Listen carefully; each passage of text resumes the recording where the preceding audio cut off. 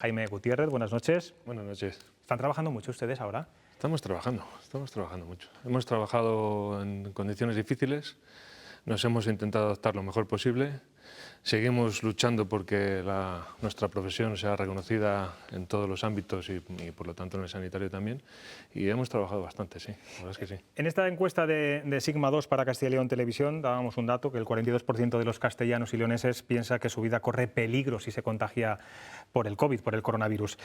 ¿Está ahora la muerte más presente que nosotros, que antes? ¿Tenemos más miedo a morir? Sí, yo estoy convencido de que sí. Quizás ahí nuestro compañero sociólogo tendría mucho más que decir, pero efectivamente las noticias abren con una pandemia que está causando muerte no solo en nuestro país, sino en todo el mundo, y entonces es un tema recurrente. Y tú sales a la calle y lo que te encuentras es gente hablando de la muerte, de la enfermedad, de los padecimientos. Y eso es una medida que aumenta además la ansiedad. La previsión de un riesgo físico aumenta la ansiedad, aunque no lo tengamos. Ese 44% es muy significativo porque son un porcentaje muy elevado que seguramente estén padeciendo cierto grado de ansiedad por esa previsión. Hemos pasado la primera ola, que fue un auténtico shock por lo inesperado de la pandemia. No estábamos acostumbrados, no conocíamos lo que podía ocurrir. Estamos en la segunda con más efectos psicológicos. ¿Qué podría ocurrir si llegara una tercera? Bueno, pues hay expertos que predicen que la tercera es una pandemia a nivel emocional, que las repercusiones emocionales de tanta tensión acumulada durante estos meses y lo que nos queda, al final nos va a pasar factura a un nivel psicológico. Entonces, hay quien vaticina que esa tercera pandemia será no física, no podremos verla, no vamos a ver un virus, sino que vamos a ver repercusiones emocionales en muchas personas. ¿De qué tipo, por ejemplo? Pues estos niveles de ansiedad, niveles de depresión también. Estamos viviendo la primera época en la historia en la que hay duelos con fallecido, pero no hay el rito del duelo. Cuando había un desaparecido, por ejemplo en alta mar, se hundía un barco, el rito del duelo se hacía. Los pueblos marinos han celebrado muchísimas misas por difuntos que no estaban.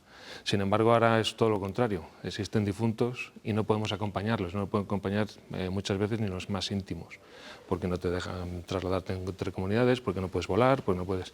¿Vale? Entonces, hay muchos efectos también, no solo de la ansiedad, de la previsión de un riesgo físico en este caso, sino también de depresión por duelos mal resueltos.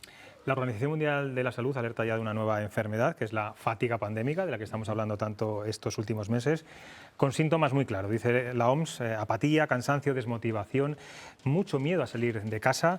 El hecho de no conocer cuándo va a terminar todo esto agrava aún más esta situación, la incertidumbre. Claro, efectivamente. El cerebro soporta muy mal la incertidumbre. No le gustan las incertidumbres, quiere hechos fijos. Y, por ejemplo, que el ministro haya hablado de que los Reyes Magos nos traen la vacuna es un hecho fijo y eso nos orienta mejor que decir que a primeros de enero, ¿vale? Aunque luego se pueda retrasar o podamos ver. Pero efectivamente el cerebro soporta muy mal la incertidumbre. Pues te iba a preguntar precisamente por eso. ¿Están nuestros políticos sabiendo trasladar certidumbres y bueno, de alguna forma más seguridad y generar menos miedo en general? ¿Puedo pedir el comodín del público? No puede pedir. Tiene que mojarse. A ver, esto la verdad es que nos ha pillado bastante descolocados. Yo recuerdo al principio cuando veíamos las noticias de China de están construyendo un hospital en 15 días y yo decía, pero si está el mundo globalizado, ¿qué hacemos aquí?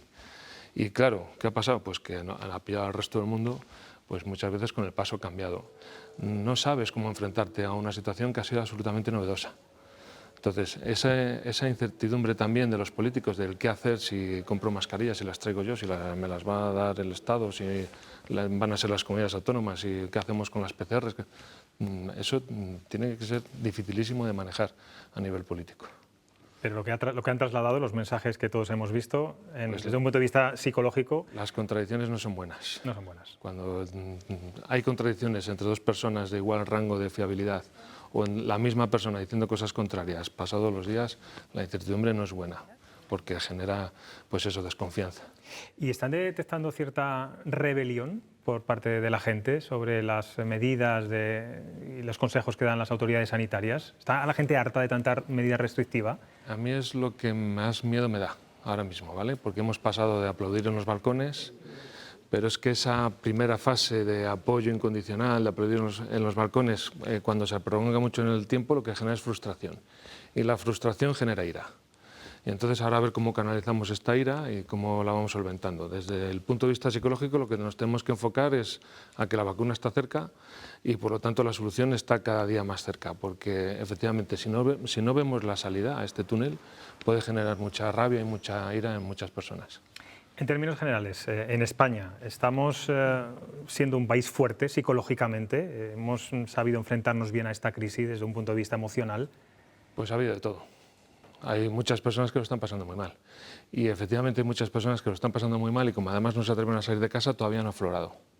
Entonces, cuando aflore todo, cuando ya podamos salir de casa todos y despejar todas estas incertidumbres y ventilar todas estas emociones, se irá viendo. Pero, hombre, somos un país fuerte, más de lo que nos pensamos. Aunque hay de todo, ¿eh? Hay muchas personas que lo están pasando realmente mal. Señor Gutiérrez, tenemos todos los días una cuestión del día en este programa, cuestión de prioridades. Hoy la que hemos planteado a los seguidores de Twitter es que si cree que no poder celebrar estas Navidades, bueno, pues como siempre, afectará a nuestro estado de ánimo y a pesar de que bueno, somos muy conscientes de que hay que mantener las limitaciones, el resultado es bastante ajustado. Un 53% cree que sí afectará, ahí lo tienen, a nuestro estado de ánimo y un 47% que no. ¿Cómo nos va a afectar? Pues así. A la mitad de la población le va a afectar bastante y a la otra mitad no tanto. Va a depender mucho de las costumbres arraigadas que tengamos, de cuáles sean nuestros valores con respecto a la familia, porque ya había un gran porcentaje de personas que aprovechamos las Navidades para cogerse un avión e irse a la otra punta del mundo. Entonces, la celebración de las Navidades no era o no es para todo el mundo igual, no es familiar para todo el mundo. Sí que es verdad que somos seres sociales y que nos gusta reunirnos en grupo y que nos gusta además reunirnos con nuestros grupos de referencia y las Navidades suponía eso, que era la disculpa perfecta para reunirte con tu grupo de referencia, ¿no? Entonces, esa mitad de la población que tenía la costumbre de reunirse y ahora no lo va a poder hacer como siempre, lo va a notar mucho. Imagino que uno de los grandes problemas, y que seguramente también los psicólogos lo estén detectando, es la gente que vive sola, la soledad no deseada. Sí. ¿Cómo está pasando, cómo va a pasar esta gente las Navidades? Y yo no sé si le podría dar, ya que está usted aquí, algún consejo. Vamos a ver, estamos en la peor época para precisamente las personas que están viviendo en soledad no deseada. Se supone que en este país alrededor de 4,5 millones de personas viven solas y que alrededor de 2,5 millones es soledad no deseada. Entonces, claro, cuando desde la psicología trabajamos la soledad no deseada, pues vas empoderando a la persona y le vas dando estrategias para que pueda relacionarse con los demás. Pero ¿qué ha pasado con esta pandemia? Que es que no ha habido posibilidad. O sea, aunque hayamos querido potenciar esa relación, en muchas ocasiones los medios que tenemos estaban muy limitados. No puedes quedar con nadie en un bar, no puedes quedar con más de 6 personas, no puedes hacer rutas de senderismo porque eso se ha eliminado todo. Hay un montón de estrategias muy sencillas que antes estaban a nuestra mano y que sin embargo ahora mismo pues están al menos aplazadas. Entonces es complejo, sí. Para la soledad no deseada es la peor época. Tenemos 3 tertulianos que seguramente el sociólogo también querrá hacerle alguna pregunta. Cayo, por ejemplo. Sí, yo le quería hacer una pregunta, la verdad muy interesante.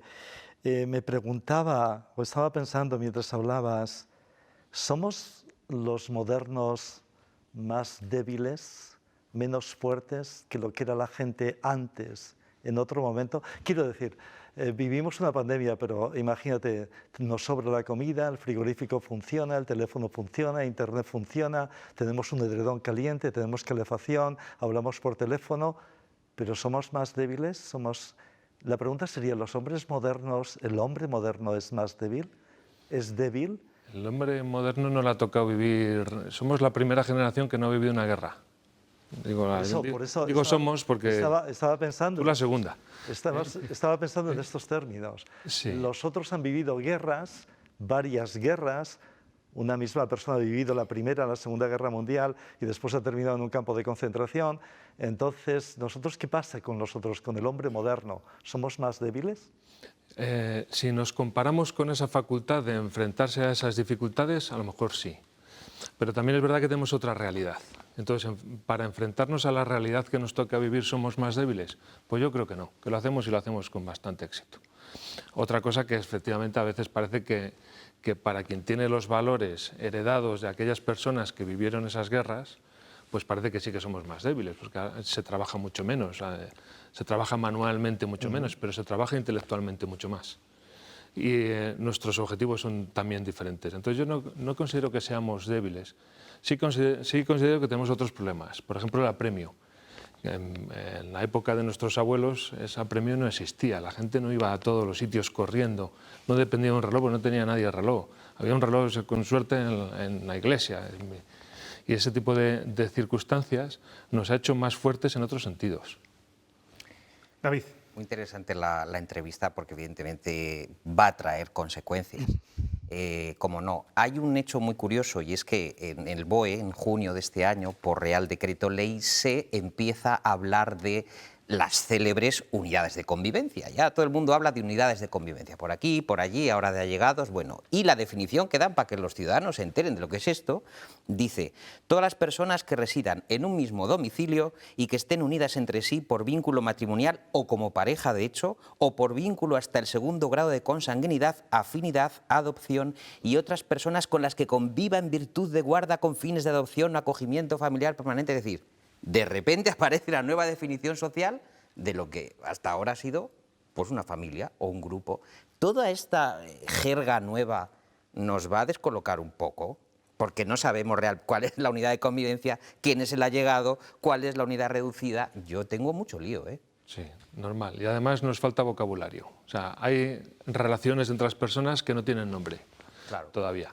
Sin embargo, el modelo de familia tradicional pues ha ido, vamos a decir, que creciendo y desarrollando. Entonces las familias tradicionales ya no son padre, madre, hijos y tal, ahora ya hablamos de progenitores, que pueden haber una unidad de convivencia, niños de diferentes matrimonios, que también puede estar algún abuelo, alguna abuela, etc. Entonces, efectivamente, definir eso es complejo en sí mismo.